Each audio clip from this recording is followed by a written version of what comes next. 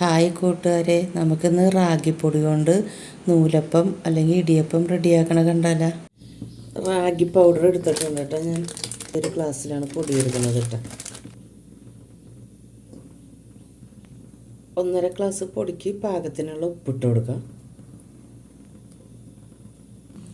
ഞാൻ ഗ്യാസ് വെച്ചിട്ട് ഒരു പാത്രം വെള്ളം തിളപ്പിക്കാൻ വെച്ചിട്ടുണ്ട് കേട്ടോ. അതെ, തിളച്ചിട്ടുണ്ട് വെള്ളം. അപ്പോൾ അതെ കുറേശ്ശെ ഒഴിച്ചിട്ട് ഒന്ന് വാട്ടി കൊടുക്കാം.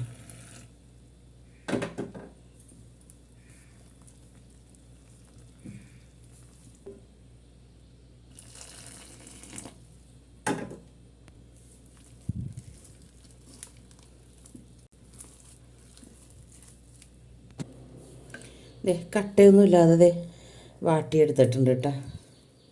ഞാൻ ഇങ്ങനെ തട്ടെടുത്തിട്ടുണ്ട് കേട്ടോ. അതിലേക്കൊക്കെ വെളിച്ചെണ്ണ തേച്ച് വെച്ചിട്ടുണ്ട്. കുറച്ച് തേങ്ങ ഇട്ട് കൊടുക്കണം കേട്ടോ എല്ലാത്തിലും.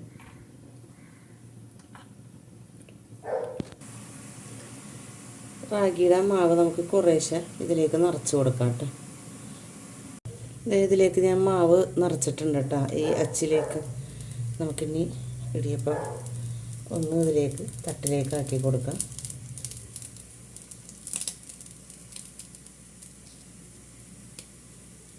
ഒരെണ്ണം ആക്കി കൊടുത്തിട്ടുണ്ട് കേട്ടോ.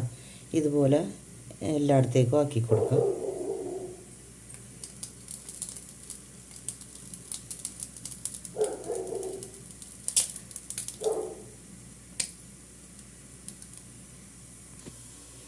ഞാൻ 3 തട്ടും ഇങ്ങനെ റെഡിയാക്കിയിട്ടുണ്ട് കേട്ടോ.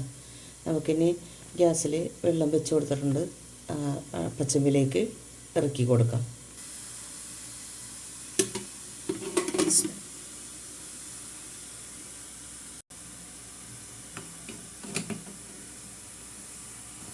മൂന്ന് തട്ടും വെച്ച് കൊടുത്തിട്ടുണ്ട് കേട്ടോ.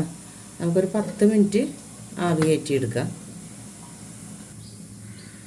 10 മിനിറ്റ് ആവി കയറ്റി എടുത്തിട്ടുണ്ട് കേട്ടോ. നമുക്കിതൊന്ന് തുറക്കാം. നല്ലോണം വെന്തിട്ടുണ്ട്. നമുക്ക് പാത്രത്തിലേക്ക് മാറ്റാം. ഞാൻ എല്ലാം പുറത്തെടുത്തിട്ടുണ്ട് കേട്ടോ. നമുക്കിതിലേക്ക് തട്ടി കൊടുക്കാം. എല്ലാം ഞാൻ തട്ടിലേക്ക് ഇട്ട് കൊടുത്തിട്ടുണ്ട് കേട്ടോ.